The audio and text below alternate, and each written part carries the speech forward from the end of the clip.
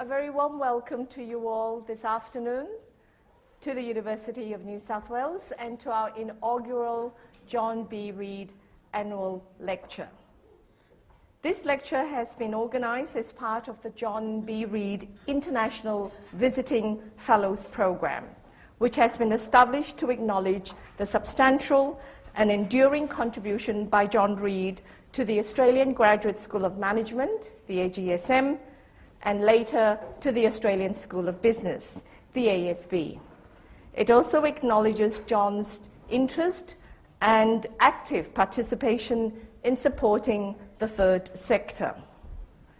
This fellowship will enable the Australian School of Business to invite outstanding international researchers, innovators, and educators from leading organizations around the world to visit the school for short periods and to share their ideas, research, and experience, and to explore opportunities for future collaboration. Each visiting fellow will give a public address to be known as the annual John B. Reid Lecture on a topic of broad interest as part of their visit. And now I'd like just to say a few words to introduce John Reid AO to all of you. John has a long and highly distinguished career in a wide range of business and philanthropic positions. He has made an outstanding contribution to the school over a very long period of time, some 18 years. John has been a member of the board of the AGSM for over 10 years and was its chair from 1997 to 1998. More recently, he was a member of the Advisory Council of the Australian School of Business and was recently made an honorary alumni leader. John has been generous in many ways, sharing his knowledge and experience with students and staff, and providing the school with valuable connections to a broad range of industry and not-for-profit organizations. He has played a vital role in many aspects of the school. But we are really one example only of the wide range of institutions that he assists. For example, he is sponsoring at the Queensland University of Technology a colloquium on governance, and he's also sponsoring an award which will be given annually for distinguished non-profit chairman. Back in 2006, John was awarded the honor of Life Governor of the Wilcox Institute of Medical Research, and he was also awarded the prestigious Australia Business Arts Foundation Goldman Sachs J.B. Weir Philanthropy Leadership Award, which recognizes him for outstanding leadership and encouraging giving within the Australian community. As you can see, John and his family are generous and support a wide variety of worthy causes. It is fitting for us today that the inaugural John B. Reid Lecture should be held in this lecture theatre, which is the John B. Reid Lecture Theatre. And these remain a very tangible reminder of John's long and outstanding commitment to the university. So thank you very much, John, and thank you, ladies and gentlemen, for coming today. And I'll hand over to Peter Shergold, the Director of the Centre for Social Impact, who is, of course, organising the lecture today.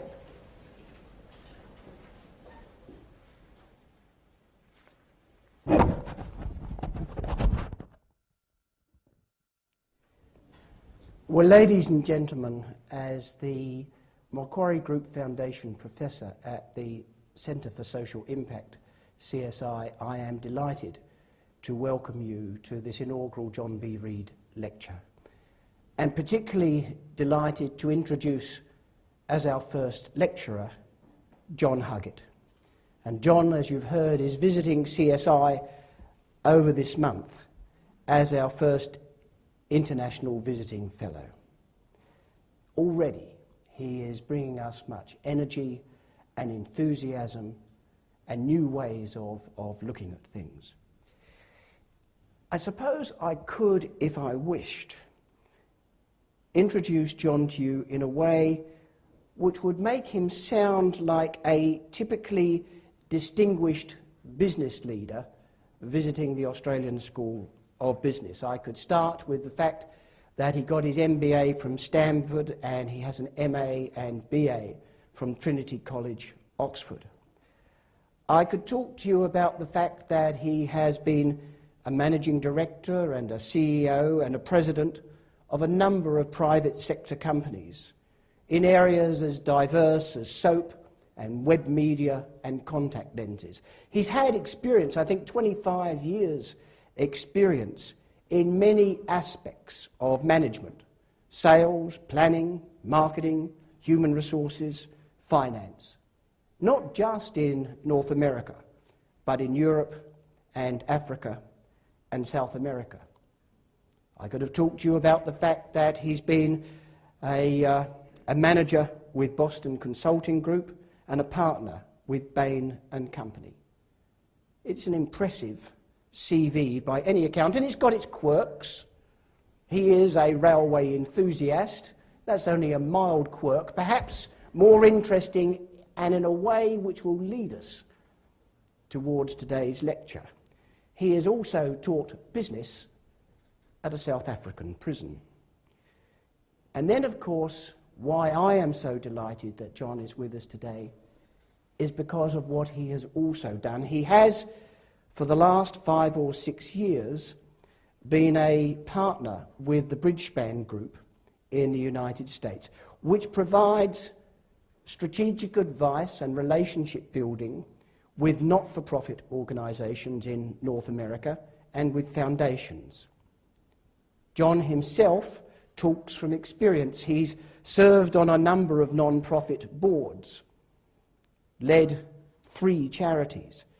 He's been, for example, president of the Stop AIDS Project in San Francisco, which, if you think back, was the original community-based HIV prevention organisations.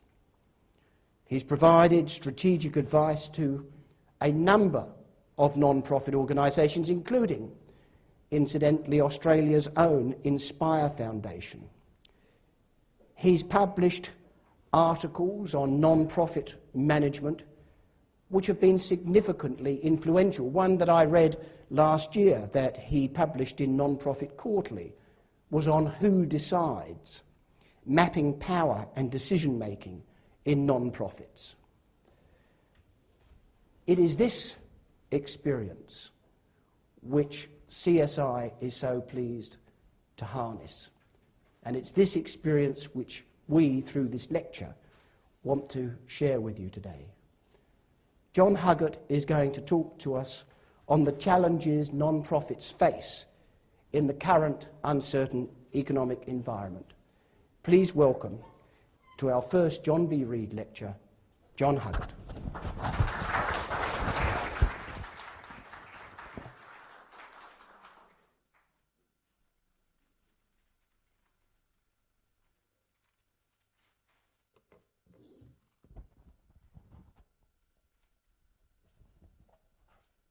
Peter, thank you very much. Let me just first test. Can everybody hear me at the back? The acoustics are good. Well, thank you very much, everybody, for coming. Thank you, Peter, for inviting me and for such a wonderful intro. And thank you, Jon, for making this all possible. This is very exciting to be here, and I'm very honoured to be the Jon Reid Visiting Fellow here. The topic of my talk is the challenges that non-profits face in the current uncertain economic environment. I'm going to share with you what I've been learning as I've travelled around the world in the last year and in my years before that with the Bridgespan Group.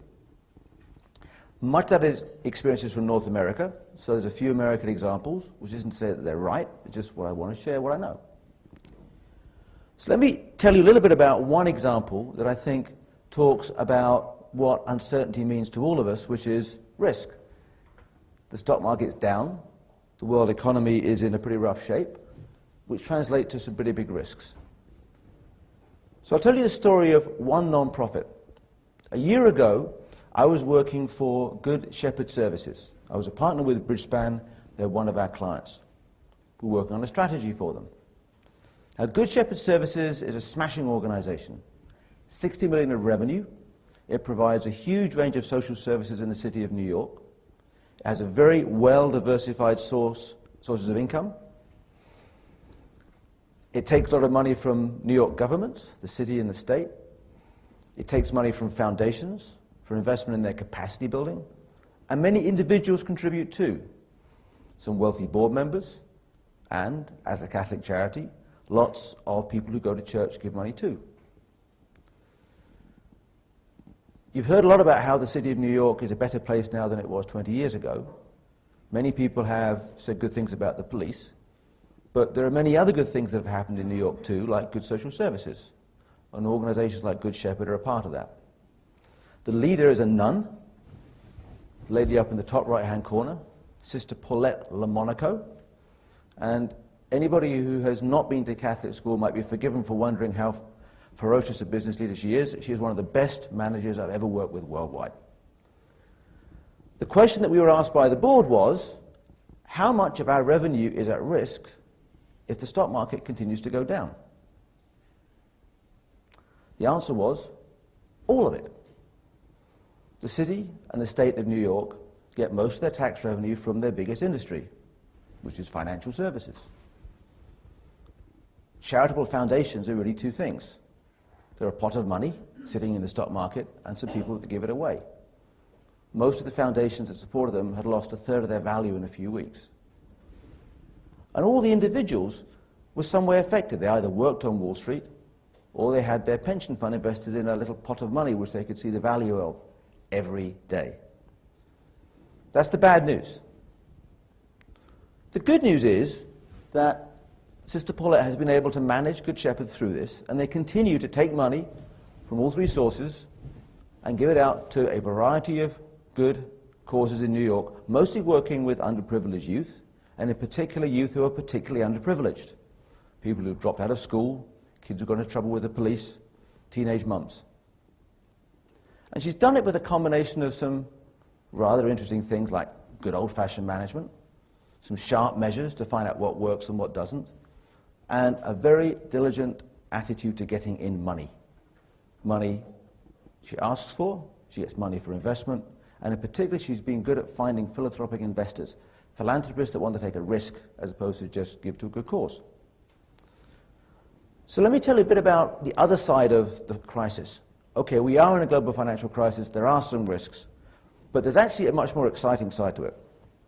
There's some real opportunities. On the left-hand side here, you have Rahm Emanuel. This is Barack Obama's chief of staff. He got into trouble with the press for the little quote that I put up there.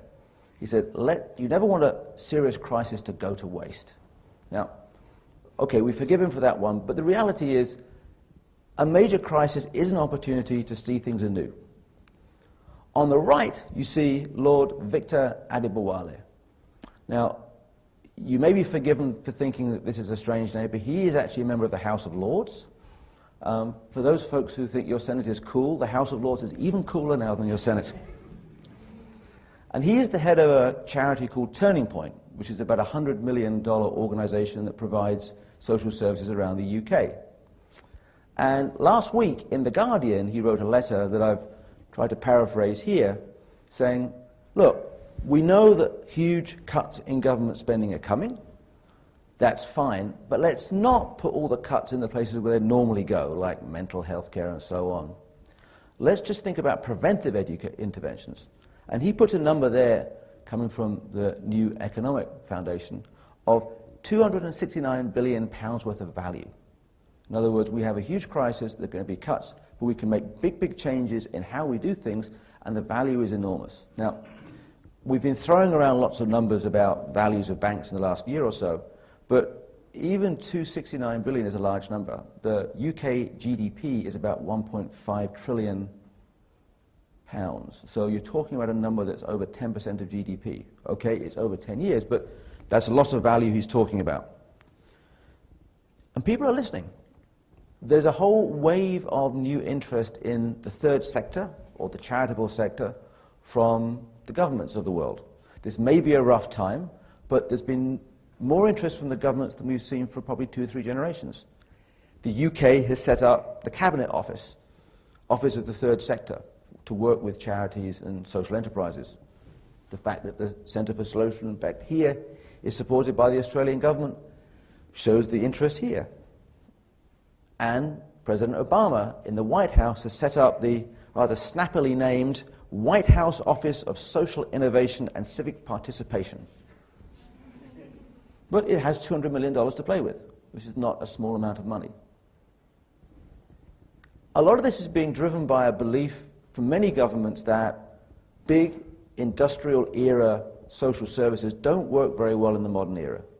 People want personalized services.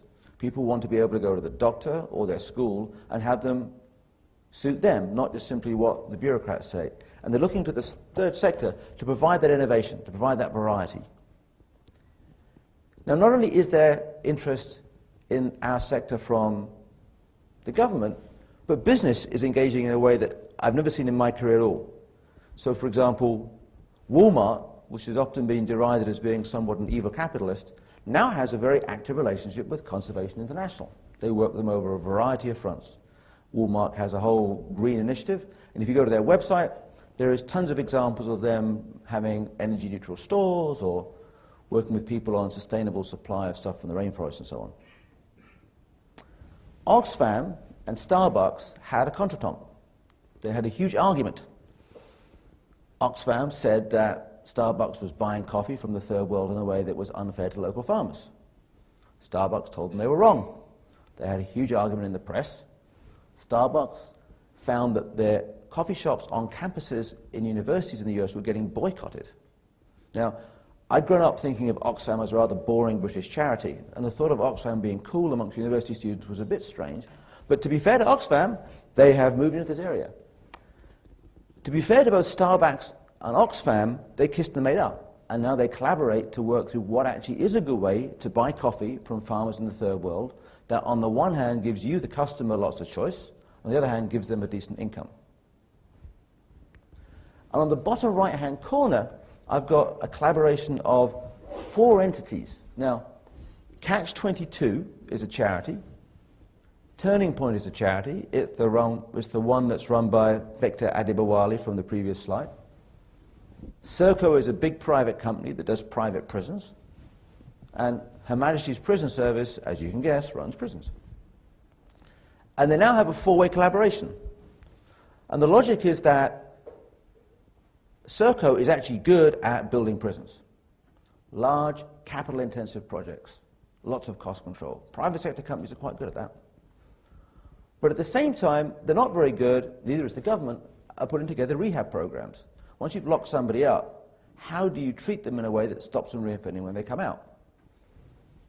Catch-22 and Turning Point actually have lots of programs for that. So now all 4 are collaborating in a way that makes the best of all sectors. Generally speaking, private sector is good at organizing capital.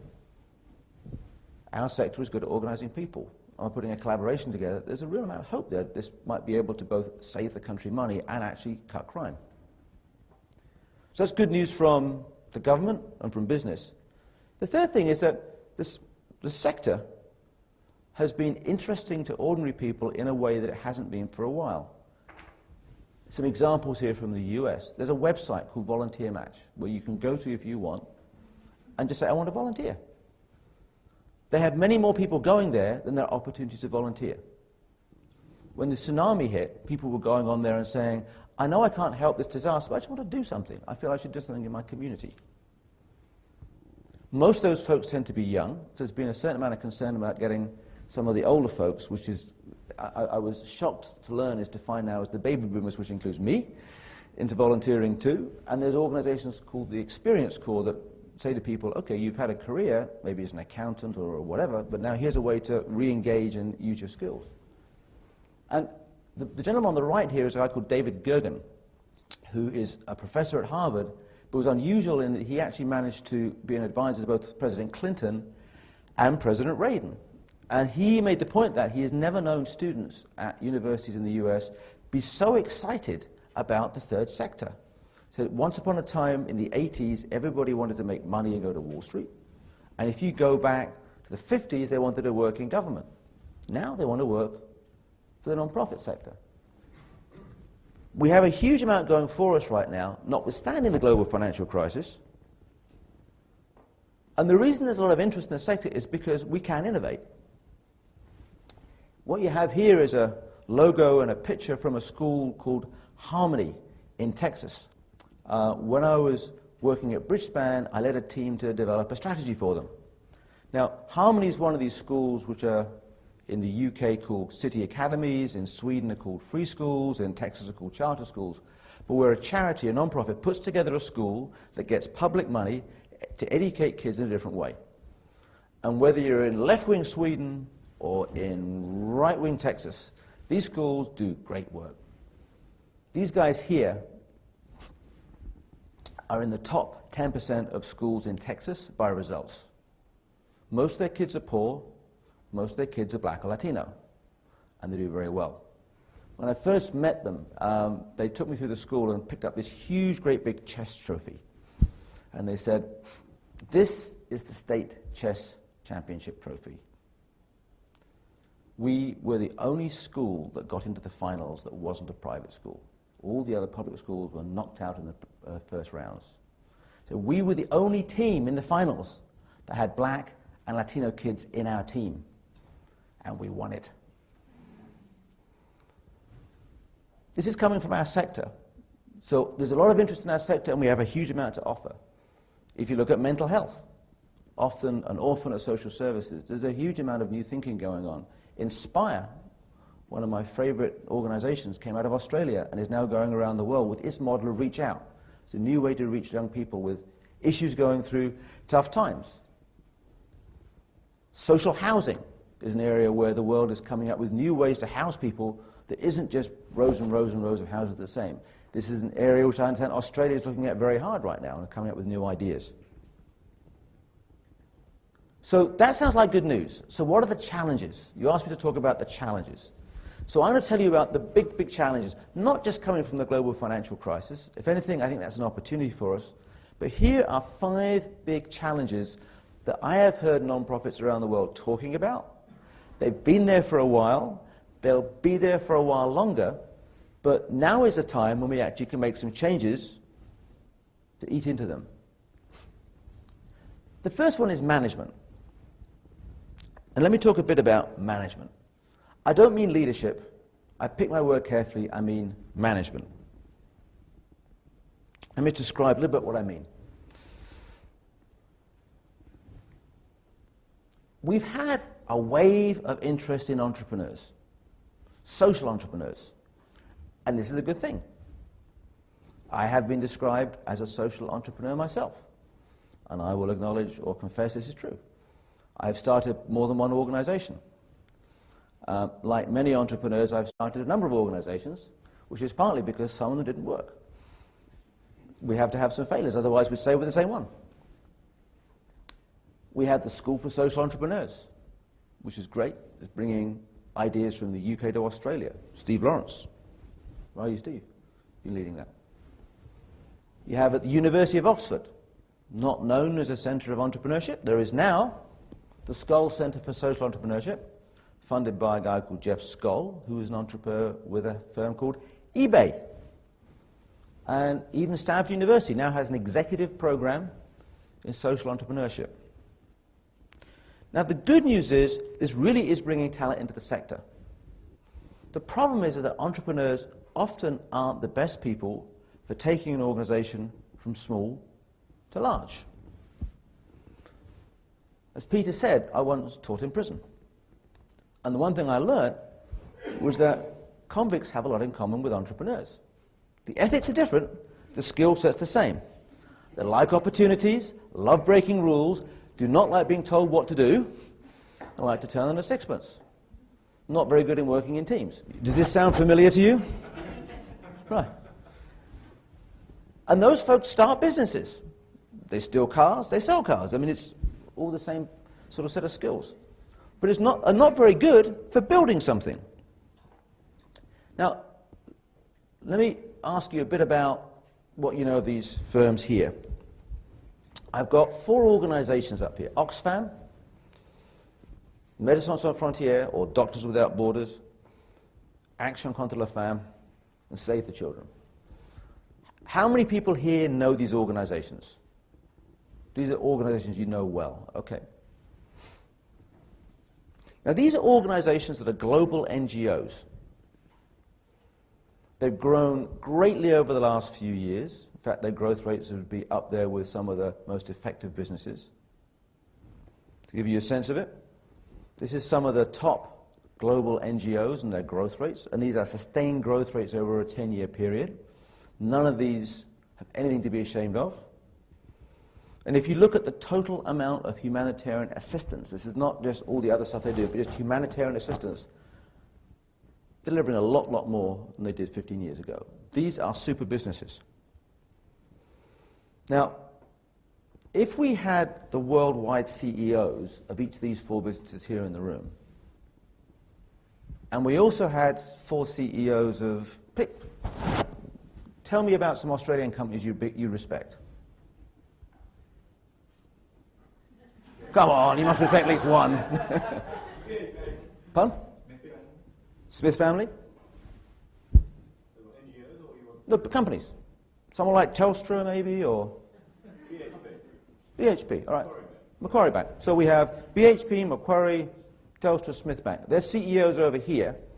And we have the worldwide CEOs of Oxfam, Médecins Sans Frontières, Action contre la Femme, and Save the Children over here. What would you notice about the difference between these 2 groups? What would they be like? These guys have better suits. They're definitely better dressed, it's true.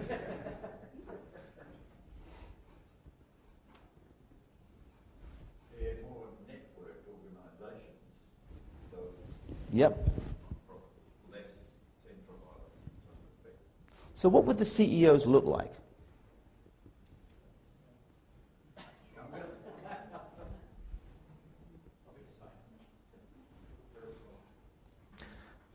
They're actually not there. None of these organizations has a global CEO. Each one of them shares the role. They do it in different ways. But the heroic leadership style that works in big business doesn't appear to work with the global NGOs. In each case, you have a small group of people who are actually quite quiet, but very, very effective managers. Now, the sexy word these days is leadership, not management. There's a friend of mine who's written a number of books on management that are sold on airport bookstores. And of these, one is called How to Lead, and one is called How to Manage. The one called How to Lead outsells the one called How to Manage by a large factor, even though the content is different, but you understand what I mean.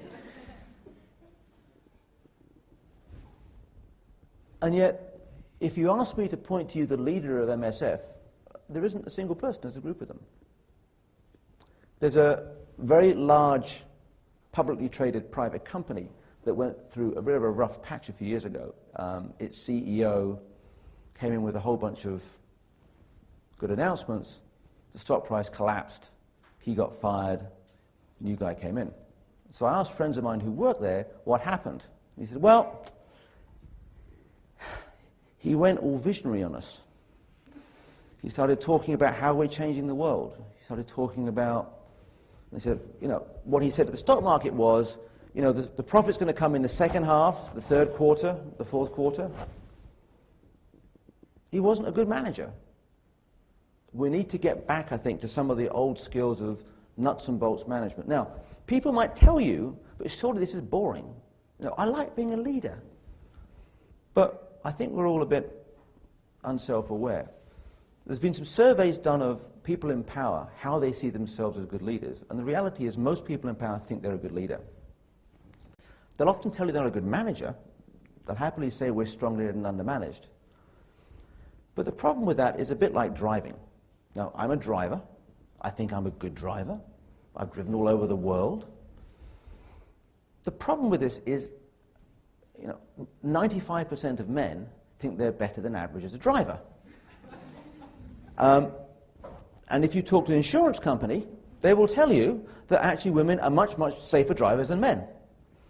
And if I compare my driving record with my sister, who's about my age, I mean, she to this point has no convictions, speeding tickets or accidents to her name. I have a number of speeding tickets from various parts of the world, not to mention a couple of prangs here and there, and a write-off. So the data would suggest that actually I'm not that good a driver. The reality is that people like to think they're good leaders, but ignore the skills of management, whereas a lot of the time, the fun is actually in the management. The people who are good managers aren't boring. The two that I've brought up so far, Sister Paulette LaMonaco and Lord Victor Adebowale, are anything but boring people. They're actually quite visionary. But they're very, very, very effective managers. They have a grip on the detail. They get things done. So I think challenge number one is management. The second thing is measures. Now, you might ask, why is this hard? Surely, business has measures, government has measures, surely the third sector can just get some measures and get sorted out. The reality is, this is very hard. We all put out there the holy grail of a measure of impact. There's a single number. The trouble is, it doesn't exist. Almost any business you look at has problems with this, and the social sector, it's even harder. Let's give you some concrete examples. On the left, you see Big Bird and Sesame Street. Now, how many people knew that Sesame Street is made by a charity? There you go, just under half the people. Sesame Street is made by a charity. Now, Sesame Street has to its credit a lot of robust, longitudinal research that shows that watching Sesame Street helps kids. If a kid watches Sesame Street before it goes to school, the chances are it will learn to count earlier, it will learn to read earlier, and, most importantly, it will learn to learn. Learning becomes fun, not a burden. And you can spot that extra help the kid gets by its performance in school when it starts school and way into the teen years. The difference is more pronounced the poorer the family. If you're a single parent struggling to make ends meet, trying to hold down a job and bring up a kid, one of the best things you can do with your kid is to sit down and watch Sesame Street. It really works. The reason they know that is because they have done phenomenal, long-term, expensive, longitudinal studies to show this. Now, the good news of that is that it helps them go to funders, people like me who work with them. I can tell you about it, how good Sesame Street is. And with that, they've been able to go around the world and make about 20 different co-productions. There's now Sesame Street in South Africa, Takalani Sesame, where there are Muppets speaking 11 official languages and an HIV-positive Muppet too. The problem with those measures is they're very, very expensive, and you get them about once a generation. You can't do that kind of study more than every 10 or 20 years. They're too expensive. They take 20 years to do. It's a longitudinal study. At the other end, Habitat for Humanity went through a major change recently. They used to have a fairly simple measure for output, or outcome, or whatever you want to call it. The number of new homes built. Now, what Habitat used to do was to say, we want a family to help build a home, we want a family to own the home, and the home has to be exactly to our spec. It's a little house with a fence around the edge. It looks just like the Australian dream or the American dream. And they built hundreds of thousands of homes like this. The good news is, a lot of people have roofs over their heads. Problems arose, though. In Angola, can you get title to the property? Maybe, maybe not. Is that a problem? We don't know. In Bombay, why do you try and build a house with land around it in a city that dense? The folks there were saying, let us work with NGOs that clean up water. We can go to some old buildings that are filthy, clean them up, give them good sanitation, fresh water, and we can put lots of families in there for a fraction of the cost of what it takes to build a new home. So after a lot of soul searching, Habitat for Humanity changed its internal measure away from houses built to families served. Now, the purists around the room, including myself, ask the obvious question, surely this is a very soft measure. Surely it's fiddleable. Surely we can argue. I mean, what does it mean by serving a family? But the reality, and those criticisms are all fair. It doesn't replace what Sesame Workshop has done. But what it did do was to stimulate innovation. Because as the folks on the front line talked to each other and talked about what it took to serve a family, the Americans came to an interesting conclusion. In the US, it now costs Habitat for Humanity $100,000 to build a new Habitat for Humanity house. It's very expensive. The US has an oversupply of housing. You may have remembered that was partly what triggered the global financial crisis in the first place. So why are we building new homes if we can rehab old ones? So a very simple, crude measure that can be highly criticized actually proved to be a very good stimulus for innovation around the organization. SROI Network has a third approach. What they try and do is a net present value assessment of impact. Jeremy Nichols, who leads it, will tell you it's very, very approximate. It's a very rough number. Anyone with a sharp pencil can point a hole in it. But the reality is, the numbers it comes up with are so big you can make a judgment. Now, I hear you say, yes, but surely we should have a proper impact assessment. But we can make decisions without an impact assessment. I mean, how many people here would want to do an impact assessment on their significant other? Hello, darling. I have an impact assessment to do. Can we do this together? I don't know about you, I wouldn't get fed. We make decisions on judgment most of the time. Governments make decisions on judgment all the time. So the numbers that are actually coming out are pretty robust. The trick is not to go for the holy grail and find the perfect one, but try and work out how do we pick the right measures for the right decisions. Now let's talk a bit about the third issue, which is money. And I've left this till here because it's the most exciting of the lot. And in fact, the next three are money, money, money. And those of us from the 1970s may remember that song from ABBA, and some of us have actually sung along to it too. And fundamentally, what ABBA said to us was, it's a rich man's world. And a lot of the truth of the matter is, a lot of the money is in the hands of the rich. And so one of the tasks of our sector is to take the money from where it is to where it can do some good. That's often hard. It's not easy to do. So let's talk a bit about those folks that I've seen that do a good job of this. The first thing is that I think it's fair to say no one anywhere likes asking for money. I mean, who in this room likes to ask other people for money? There's 2 people, 3 people, right? 4 people. Most of us don't. Can I offer up my daughter? Yeah. Most of us don't like asking for money. And it's true the world over that everyone would be much happier if somebody else was asking for the money. CEOs of non-profits like to appoint fundraisers to do the work for them. The staff say the board should do it, and they complain that the board has checked its brains in at the door. The board will say, but we're here for governance.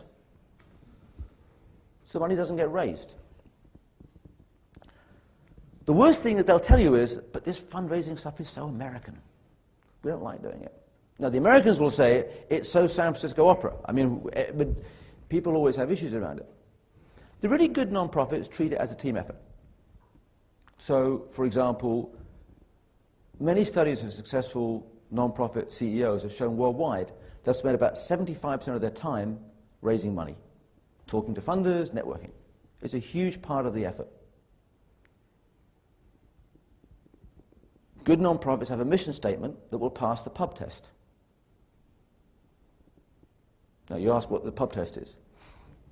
Think of a non-profit that you work with, and think of the mission statement, and think about telling your mates in the pub. Now, let's go around, let's pick somebody. Anybody here work for a non-profit in Australia? Okay, so let's think now. So you look like a well-distinguished man. I'm sure that in your other career you could have been the head of Goldman Sachs or even leader of the Liberal Party. There you go. What is the mission of your organisation? I work for Mission Australia, so we look after youth and families, homeless people, and young people. Okay, so now I now know exactly what you do. Right? That's super, a good example of a good mission statement. You can explain what you do. And so one of the ways that good non-profits get everybody in the organization to help with fundraising is just to know what you do in a way that's easy to explain to somebody in the pub. I'm proud of what I do. What we do is we help people stop smoking. We help people in the third world who have no education. We have something to do that we're proud of. The most important part of the team, beyond the CEO, is the board. Now, this is going to come as somewhat uncomfortable news, but I've never yet found a non-profit that's been that successful raising money that hasn't used the board. I've had lots of board members explain to me over and again that, look, I'm not here to raise money, I'm here to do governance. Okay, I get that, but the reality is I've never seen a non-profit do that well unless the board gets engaged. Now, it doesn't have to be as rude as give, get, or get off, but all board members can play a role. They know something, they can talk to somebody. Somebody may have been a volunteer with the kids on the front line. They can go with another member of the board to explain about how the program works. Everybody can play a role. The United Religions Initiative was founded by a rather fun bishop called Bill Swing, and his name actually does describe Bill. He's a lively guy, and he created the initiative that brought together religions all over the world in places of conflict. So he gets Christians and Muslims talking together in the Middle East and so on. And he asked his board to provide a mixture of time, talent, and treasure, and each board member to bring their own unique mix of that. So you may be wealthy, you may be poor, you may be time rich, you may be time poor, but you can bring some mixture of stuff that's useful to us. The San Francisco Opera, which asks for a lot of money, is very explicit that what they want is a mixture of work, wealth, and wisdom. And every board member can play a role in this one. It doesn't have to be a big gift, it needs to be a good gift. What that does is create an environment where other donors want to give. It's tough to give to an organization where you know that board members don't give. It's actually tough to give to an organization if somebody asks you for the money, but they themselves don't give. So if everybody gives a little bit, it actually works. And people, if they give a little bit, actually feel comfortable asking for it more. You don't feel uncomfortable saying to your friends, look, I'm giving to this charity. If you want to give too, you're more than welcome to.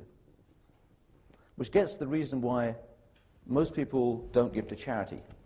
There have been studies done around the world as to why people don't give to charity. And can anybody guess what the number one reason that always comes up is?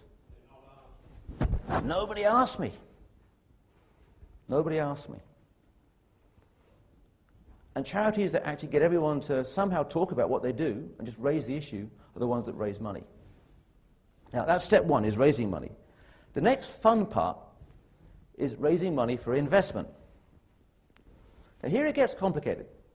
Why does it get complicated, you say? Surely it's easy. Actually, this is where it gets hard. Because in the non-profit world, we have accounting that is absolutely strange. Clara Miller, who wrote in Non-Profit Quarterly a couple of years ago, described it as like the looking glass world of non-profit money. She said it's like something out of a Lewis Carroll novel. But let's just try this test, right? There's 6 questions up here. Now, how many people here have ever worked in business? Right, so first of all, let's ask the question for business. As you look at those questions, from business, how many of those questions in business are true? So if you're running a business, you're running Telstra, you know, cash is liquid. True, false? True, right? Any profits drop to the bottom line? True? True. And the non-profit space, how many of those 6 statements are true? Anybody give me a number? None. None. The first problem we have in raising money is actually working out what is the right number. When we ask for money, most non-profit statements are actually quite complicated and very misleading. The bottom one is the most dangerous of the lot. In the business world, overhead is normally seen as a cost of doing business. You don't want to maximize a cost, but you have to spend it. You have to spend some money to make some money. In the non-profit space, it's taken on a sort of green tinge that everyone wants to stay away from. Here is a statement on the Save the Children website. It's there right now. They say we spend 92% of our money on program services and only 4% on management and 4% on fundraising. There's a nice statement there. It's on the website right now if you want to see it. How much overhead do you think they're spending?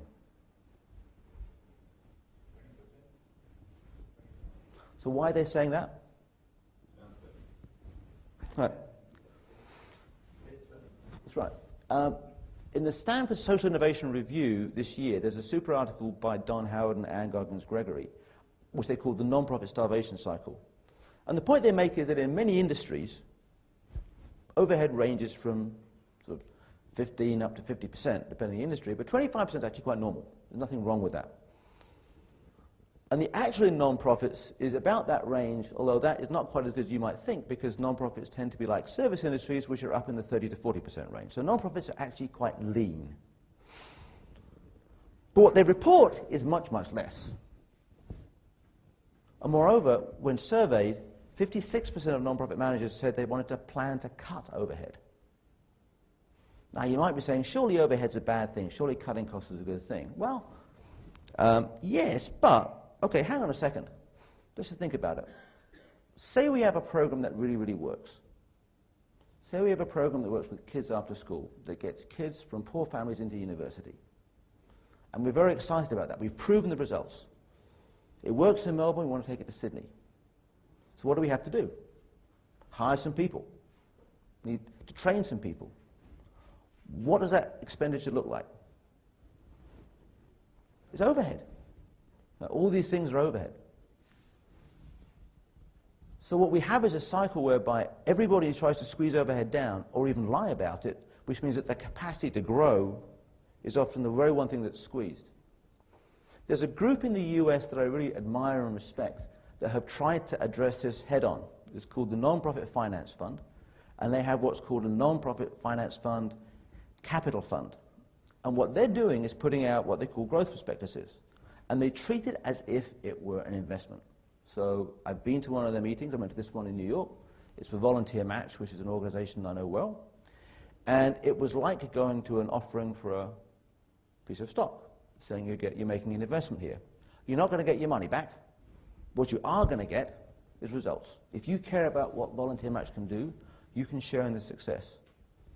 And we're going to tell you about what the numbers mean in detail. And we're going to explain to you why some is needed for growth and why some of it is going to be needed for programs. But we're not going to try and pretend to you that we're minimizing overhead. We're asking for your money for the capacity of this organization to grow. As a result, Volunteer Match was able to raise more than 10 million, which ain't no mean feat. So I've talked about money for investment. Let me talk a little bit about the final one, which is investors with money. Now, you might think this is playing with words a bit, and it is, but whatever. What I wanted to do, though, is to make a very important point between giving and investing.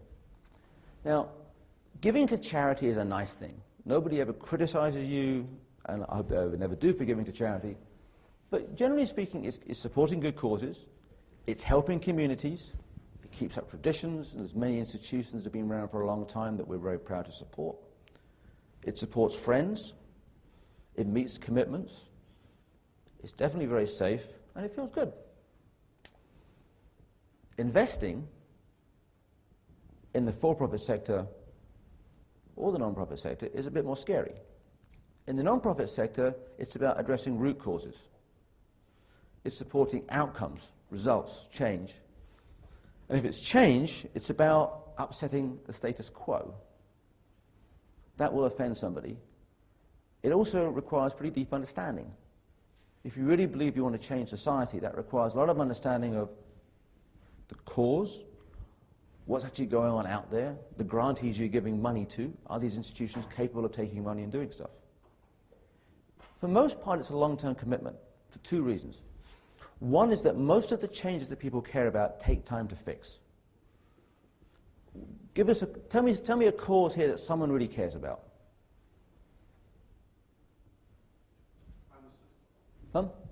Homelessness. How long will it take to cure this? Forever, right? So attacking that problem requires patience and somebody who's prepared to take an eye for the long view. You're not going to get a quick result. It's therefore risky. You might fail. I mean, to be fair, many people have tried to solve homelessness before and they've failed. The credit is people keep trying. And it can feel uncomfortable because if you succeed, everyone will tell you it was obvious, and if you fail, they'll say you're wrong all along. But many people here have actually had a huge impact. There's a story of Mike Milken. Does anybody know what happened to Mike Milken? Right. What happened to Mike? Well, he spent some time in jail, but he's done some fantastic philanthropic things since then. That's right. And do you know what he did in philanthropic work? Medical, mainly. Right. He came out of prison. He'd been a trader. He'd been an investment banker and got put away for doing a lot of naughty things in the 1980s. Came out, banned from the investment banking business, for financial services forever, but with a fair bit of money left. 54 million. He had a health checkup, and he was told he had 6 months to go, prostate cancer. So with that threat over his head, he put all of his energy and attention, and more importantly his money, into helping find a cure. And moreover, he did not find a cure, but he changed a whole bunch of the way that research was done. If you look at the survival rates from different cancers, the one that has improved the most over the last 20 years has been prostate cancer. In fact, the last 15 years to be precise. If he'd been going 10 years earlier, my dad might have survived. But he died 15 years ago from prostate cancer. But Mike Milken has made a fantastic impression on people's lives because he was so directed on that one cause that he actually managed to fund a lot of research, and he changed the way that research was done. He said to researchers, I will give you whatever money you want, but you have to report whatever you've done within 12 months. They said, well, you don't understand, you see, we're academics, see, we have to get peer reviews, to take a bit of time. I said, no, I understand that you're academics. If you want the money, you report within a year.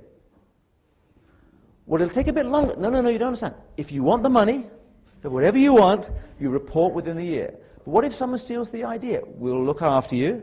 If you want the money, you report within a year, even if it's a bad result. And what he did was improve the flow of ideas and innovation at such a huge rate that a field that had been an orphan for research for a generation actually all of a sudden became sexy and interesting. Researchers wanted to work there, there was money, there were ideas that were moving, and in fact that's why the survival rate has moved as far as it has. So he took a big risk, and it paid off for him. There's a bunch of other good ones out there too. I put these examples up from around the world. The Edna McConnell Clark Foundation is one of my favorites. They're an organization based in New York. They're a medium-sized to large foundation, depending how you measure it. They have about $1 billion of money they sit upon. They give away about 35 to 40 million each year, depending how the stock market goes. And some time ago, about 20 years ago, they realized that giving little bits of money every year wasn't getting very far. And they decided to focus entirely on youth service. And then what they realized was that giving to programs wasn't helping because the organizations that were behind them kept failing. So they decided to actually start backing the organizations and explicitly saying, we're not going to fund your program, we're going to fund your overhead. We're going to give you money for capacity building. We're going to give you money to measure your outcomes. We're going to give you money to train your staff. And we're going to stick with you for a number of years. And they've been able to be very, very strong with certain organizations. Good Shepherd Services, the one that I told at the very beginning, has gone from 3 million to 60 million. Now, a lot of that is due to the super leadership of Sister Paulette LaMonaco. At the same time, the fact that the Clark Foundation has stuck with her right the way through takes a lot of the credit. More recently, they came to the conclusion that the causes they care about needed even more money than even they could provide. So now they're syndicate. There's an organization in the US called Nurse Family Partnership that puts a nurse with a pregnant teenage girl who's pregnant for the first time. Single mum. It's a program we're going for 30 years. It came out of the University of Colorado. And what they found was, if you put the nurse with this somewhat frightened girl who's 16 and now pregnant, and you keep the nurse just to visit her, nothing more than that, until she has the baby, and then to keep visiting her for 2 years afterwards, it has a huge impact on the health of the baby, because the mum gets the care that's needed. Has a big impact on the health of the mother, even to the point of reducing the amount of mums that smoke, having had the kid. And if you track the effect on the health of the kid, it continues right into adulthood. The kids are less likely to turn to crime, and do much better in school, and most interestingly of all, they're much less likely to become parents as teenagers, both boys and girls. It's a fantastic program. It really, really does work. And it costs a fortune.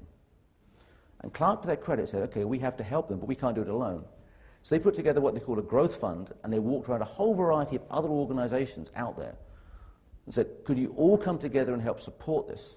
And so they raised $43 million in 1 year, which on top of that, Nurse Family Partnership was able to raise another 7, so they hit $50 million in 1 year, which is an amazing fundraising achievement for an organization that 10 years ago was just a program at the University of Colorado. Impetus is a similar sort of organization in the UK.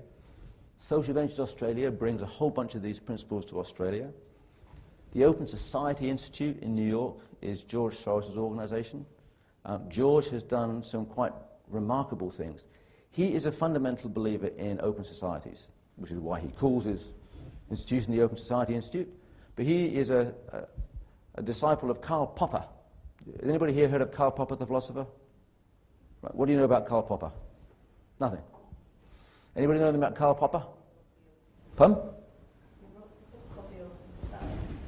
He believed open societies, and George does too. And George was a philosophy student who wanted to make a bit of cash, so dabbled on the stock market on the side, and all of a sudden found he became a billionaire. He then decided to give all of his money away for open societies before he died, and has been failing it because he keeps making money at a more rapid rate than he gives it away. And he's so far giving away $500 million a year, which is not bad. But what he has done is to fund a number of creative non-profits. For example, Nurture in South Africa. Now, when South Africa ended apartheid, it had a shortage of housing. Housing was in the wrong place. They had a generation of apartheid laws with rules where people could live. And what they were managed to do was to put together an organization called Nurture, which has funded the building of 250,000 new homes in South Africa. Little brick ones, tin roofs. For people who were living in a tin shack before, it's a big step up. In a country where the average house has 5 people, that's 1 million people to have a real home. And it was done with some creative financing from New York, not much money, but some very sharp thinking. And they brought in some other organizations too, like OPIC and so on and so forth. Now, all of this does require a understanding of results, which these organizations grab into. The Children's Investment Foundation in London has had a huge investment in just assessing what they do. They work with kids with HIV and AIDS in Africa, and they have a whole department of people trying to assess what goes on. There's a commitment to results. They really want to make sure the world changes. New Profit is another organization based in the United States that invests in organizations and puts in consulting help too, to try and again help achieve results. The final thought here, there's a gentleman called Ronnie Cohen in the UK who's trying to get people to put bonds together whereby charities will get a success fee if they succeed in a certain change. And the idea would be that you go to a charity and say, if you can take this prisoner coming out of prison, if you can give this person a bit of care and maybe get them into a job, but most of all keep them out of prison for 2 years, at the end of that 2 years, we will give you the money that we've saved by not locking them up again. Now, the UK has extremely effective prisons, as does South Africa, in that most of the people that go there go back. Their colleges are crime. You go in as a criminal and you come back as a better criminal. And trust me, I spent a week in prison myself once. You learn all about how to commit crimes. And so if somehow we could say, look, we don't want to spend £20,000 locking this person up again, we'll give you £20,000. If you can keep this person out of prison, can you do something with that? The answer is, you bet. Now, where do we pay for ourselves between now and then? Well, what if some investors came along and said, we'll write a bond. We'll give you that money, and we'll take a risk. Now, if you fail, we fail too. But it's a way to bring in risk capital into the non-profit space to pay for real results that will benefit society. So I'll try and then I'll bring all this back from the world back to Australia.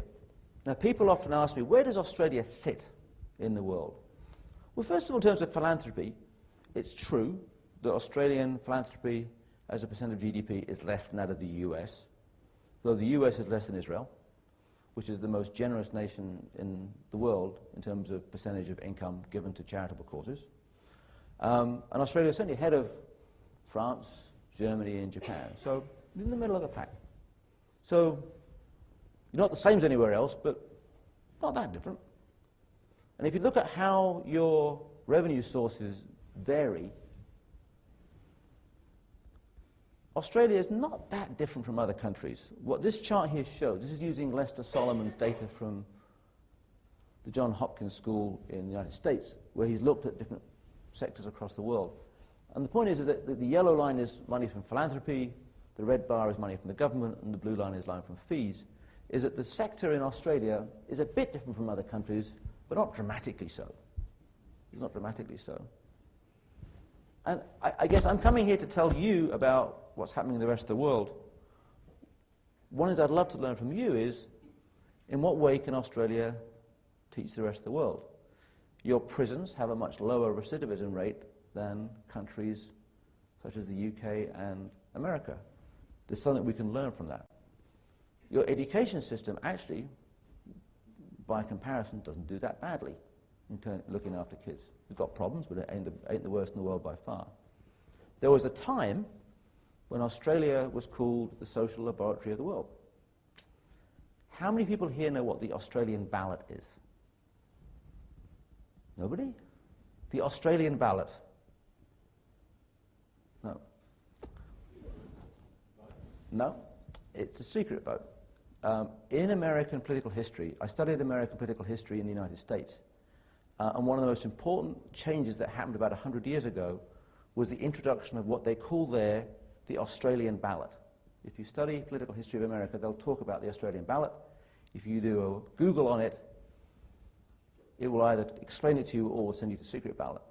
Australia in the 1850s came up with the idea that when you voted, you wrote down on a piece of paper that the government produced in secret and put it into a ballot box. Right? You think, well, doesn't everyone do that? Well, now they do. In those days in the UK, you turned up to vote and put your hand up. Your landlord told you who to vote for.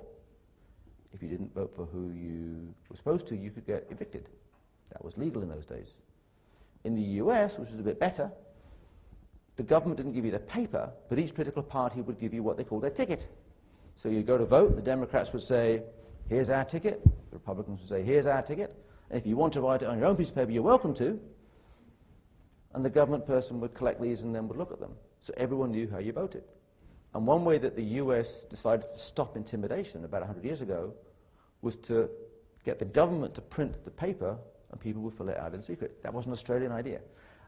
It's astonishing that Americans know this, but you should know this is one way that your country gave something to the world that is now standard. Seatbelts are compulsory in most countries of the world. You know which is the first place in the world to make seatbelts compulsory? Done? The state of Victoria was the first one. So with that, I ask you, okay, what's going on here that we can learn from the rest of the world? And if you have any questions, I'm here to answer as you like. Thank you. Yeah. Thank you.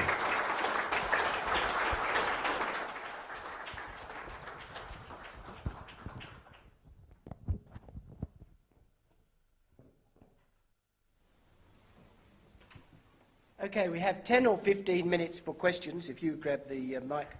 John? Questions, John? Steve. Peter, I have a comment on the earlier graph that John just showed us, the graph of the comparisons of where the money comes from, if you like, for the non-profit sector. And I was quite interested in that graph, particularly because in a comparison with the US, it shows that the amount government contributes is quite similar to Australia. We have the view here in this country that one of the reasons people use for not giving so much personally is because we do it via our taxes to government, and that's why the US are much more generous donors, because the government doesn't give so much. But when you look at those numbers, it's a very significant investment by government in the non-profit sector. Do you want to comment on that? That's right. A large, can you hear me? Yes. A large chunk of the US non-profit sector provides services to governments, whether it's looking after the homeless, whether it's providing education, Employment services. Employment services, yeah. And the reason it does that is because a lot of US states and cities in particular have found that the third sector is actually better at doing it than either the private sector or government bureaucracies. It gets the right people in and it can often be very effective. I might just add one thing to that. Having looked at this data and thought about it a lot, it is potentially somewhat misleading in terms of Australia because of the range of non-profit organisations that are included in there. If you looked at most of the organisations, the sort of organisations that John has been talking about today, what we might broadly call the social welfare organisations, education, shelter and so on, then the proportion of government funding is greater. It's when you add in things like arts organisations, community sports organisations and so on, that the percentage comes down. I wonder if you could comment on trends in the sort of social issues which are attracting attention, particularly from the investment groups. Is it education for children? Is it homelessness? Any trends happening over time? It varies a lot by country. The US has seen a huge surge of interest in education in the last 10 years. It was an orphan area 20, 30 years ago. Sorry, correct that. Universities in the US have always been a big source of attention, but primary and secondary education was an orphan area 20 years ago and now is a big area for innovation. Less so in other parts of the world, depending upon the country you go to. I think the one big change has been the degree to which people are now interested in what happens in the third world. The development charities were somewhat marginal 20, 30 years ago. They now get a huge amount of interest in pretty much most countries, which is very, very exciting. And the other issue, too, is that there's been a big shift, I think, in most of the democracies of political activity away from the formal political parties, but into advocacy groups, which are often very much the same people as the charities. So, for example, in both the US and the UK, countries know well, traditional political scientists complain about the decline of party and say that people aren't interested in politics anymore. But if you actually add up the membership in organisations that lobby, that demonstrate, that create noise, is actually greater than it's ever been. Yes. Kate Frost from YWCA. Not-for-profits running businesses is a way to provide a sustainable stream of revenue and the ability for us to bring people, experienced business people in to run those for us. A comment from you about what's happening in the rest of the world around that and whether you see that as something that Australia brings? Many people try that. With the greatest respect, it's often very, very risky. Because what's happened is a lot of non-profits have tried to say, well, look, we don't want to raise money, so we'll run some businesses. And what they end up doing is running lots of businesses that don't make any money. And then they fix the accounting to make sure that it does. So one of the first things I always try and do when working with clients is to say, let's just be really, really sure that you running a business is the right thing to do. There's a different way of looking at it, which I think is more exciting, which is to say, are there ways to run the organisation that actually mix both the charitable and the business angle, so that we're actually going to run this as a business with some real social goals too. If you like, it's like a blended value approach. I think a number of organisations now have got this very much to scale. I mean, a good example there, I think, are the Oxfam shops in the UK. Now, these are quite dowdy, boring little shops, but they raise a lot of money. They're the second biggest book retailer in the UK. They're a big, big source of volunteers for Oxfam, and as a result, they're a big source of donations. So it actually is a quite effective organisation, both as a retailer and as a part of the organisation of the mission. And I can think of a number of other examples too, but I think, generally speaking, if somehow you can think about the organisation as one, unified one. So you're with the YWCA. I mean, the classic one I know that in many countries the YMCA has done is put together sort of a very, very good gym, which on the one hand actually does enable the community to get fit and meet each other and can make a bit of money too. Yeah, we would have liked the Hi, John. My name's David Skell and I'm with the National Information and Communication Technology Research Centre. Yeah. I wonder if you could talk more about this notion of not having a single CEO. And I presume all these organisations didn't start that way. They had a manager and a leader who got them going. What's the dynamic that's led to them having that? And where does the leadership come from? How's it negotiated? The leadership comes from all around and it's negotiated very painfully, I think is the truth of it. The reality is that all of the organisations that have done this say it's difficult. On the other hand, they all reckon it's the best way to go about it. In other words, it's the worst system there is except for all the other ones. Each of these organisations started off somewhere. So Save the Children was started off in London in 1919. It was a response to some of the major famines following the First World War. And what people wanted to do was to give money to save the children. What it then did over the years was to grow. It spawned some lookalikes, and some people went off to do Save the Children USA and Australia and Norway and Scandinavia and whatever. And by their own description, 20 years ago, they were a movement. They weren't really an organisation. They were a collection of these entities that had the same name and like each other, but didn't do very much together. And then what happened over time was that they started bumping into each other. There was one lovely story of an earthquake in Central America, one of the small little republics there, where a whole bunch of different bits of the organisation turned up and bumped into each other. What are you doing here? Well, I'm from Save the Children. So am I. Where are you from? Really? You're from Germany? Well, I'm from England. How nice. And what they realised was that with good intent, they were stepping over each other's toes and needed to coordinate. And nowadays they're much better at that. And they also found that what happened was when they went into the public stage, 20 years ago, what Oxfam in the US said and what Oxfam in the UK said didn't matter. They were different. Nowadays, it's on the internet. Everyone knows within a second. And if you go to the Gates Foundation, I mean, if, for example, you are, pick another one, Opportunity International, and you go to the Gates Foundation because I'm the American bit and therefore they're in America, or I'm in the UK and I know somebody on the board and I'm running the program in India, or I'm actually the guy in India speaking to the Gates program officer in India. So Gates hears you coming at them from 3 different angles uncoordinated. Gates says, get your act together, call me back later. You've got to be coordinated. So because of those reasons, they've actually been forced to become much more collaborative. And what they found is they can actually be very effective at doing it. The trick is what they found is what you don't want to do is all of a sudden centralise everything. Then you'd lose the very legitimacy that makes you good. The reason that SAVE has a voice that people hear is because they really can speak for what goes on the ground. That people do know.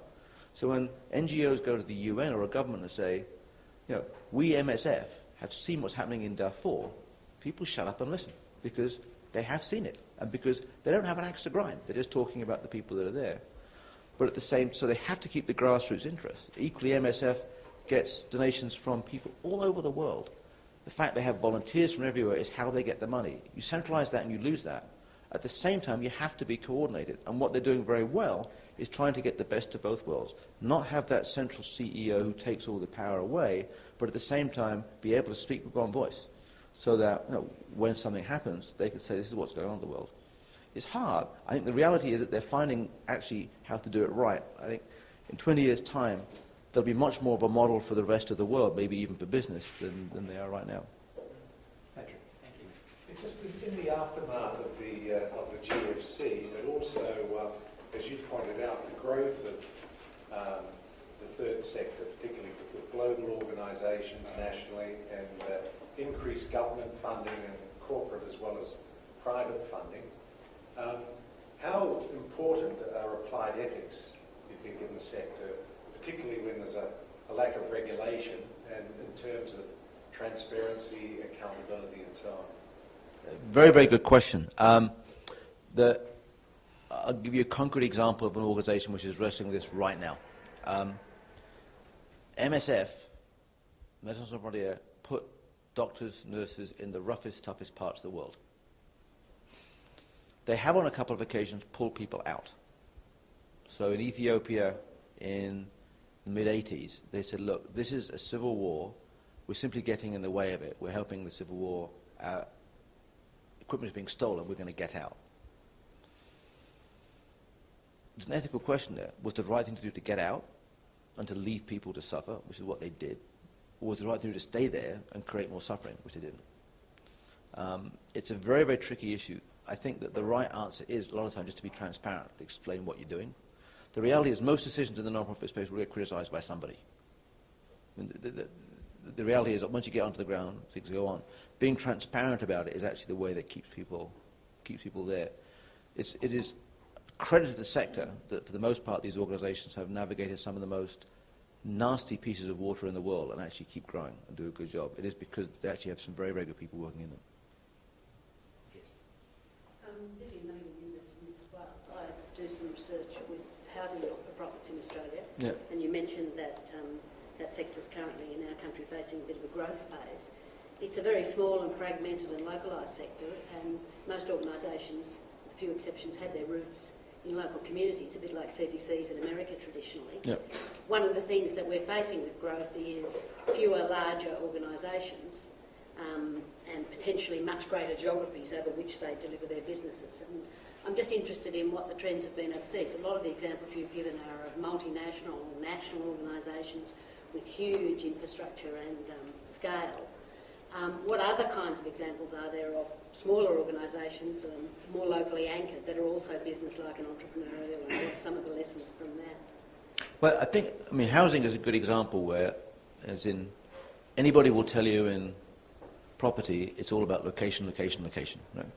And that's, I think, one of the examples where a number of countries have found that by breaking down these big housing bureaucracies and giving power back to the community, you really get some changes. Education is another area where I think people are finding the same.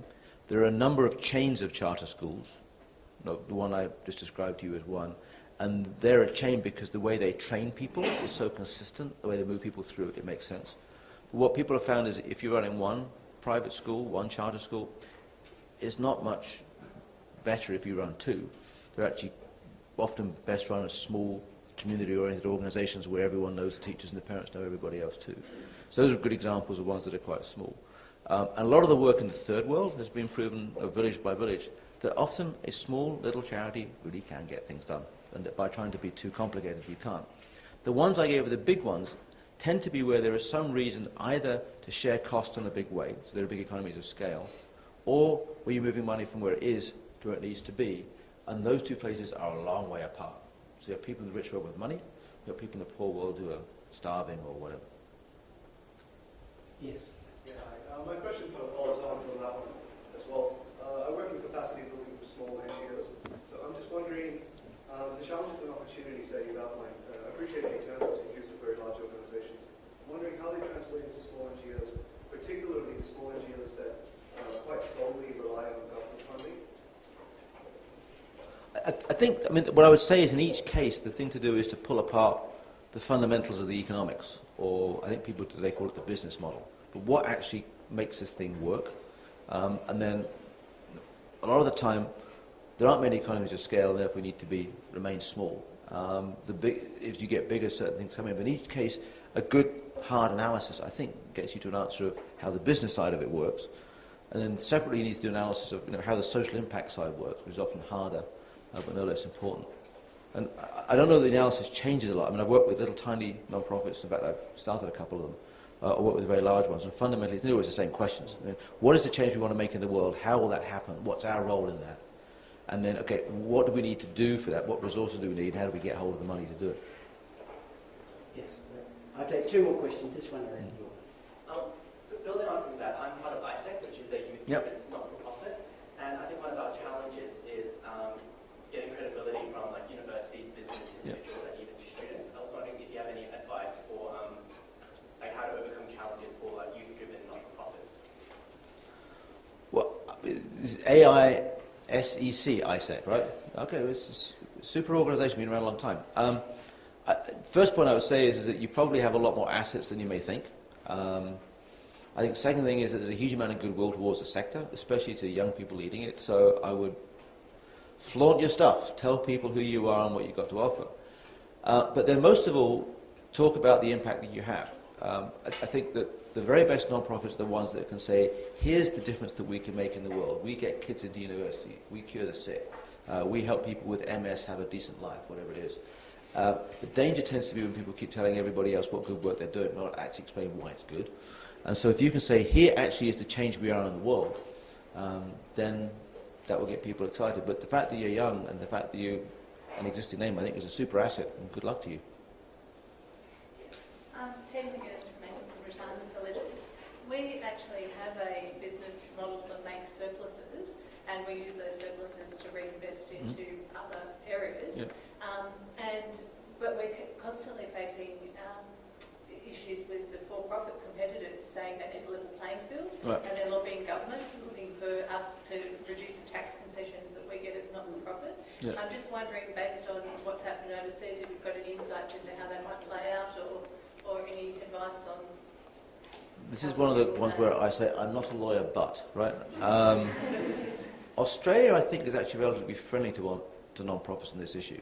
There have been a number of cases in Australia where non-profits have been doing this and being given tax advantages. Most other countries will actually side with the business. So if in the United States you are a hospital that's a non-profit and you're running a little restaurant or a canteen in the hospital, the government will tell you that you have to set that up as a for-profit business that you can own 100%, you can manage it, but you have to pay tax on that particular issue.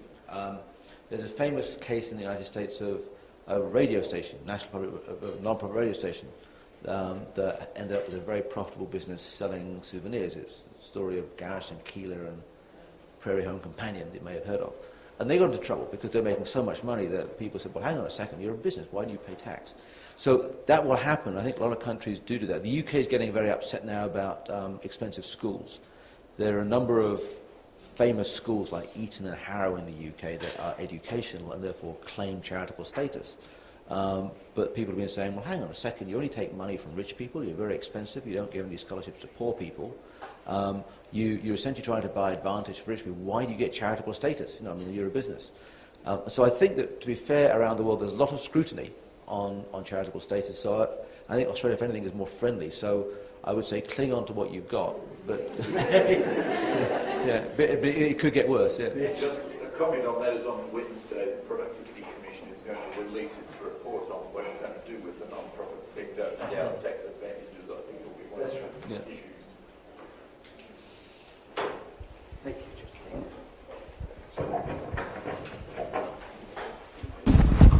Well, thank you very much indeed, John, on all our behalves. I think you will have seen from the interest in the questions that could have gone on for a long time into the future why the response that you had to your lecture.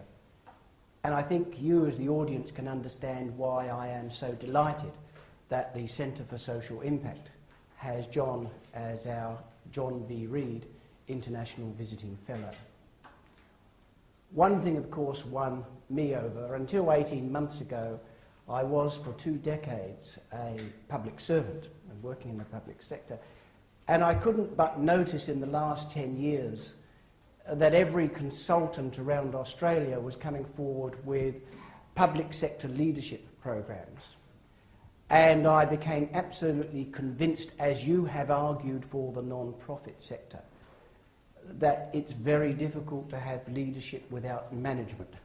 And what I was trying to do is to get people to focus back on financial management and project management, because, as I think you said, good policy doesn't mean very much unless you have good delivery. And what is true in the public sector, I think, is true particularly in the third sector. And that bringing us back to the importance of management as the base of leadership, I think, is important.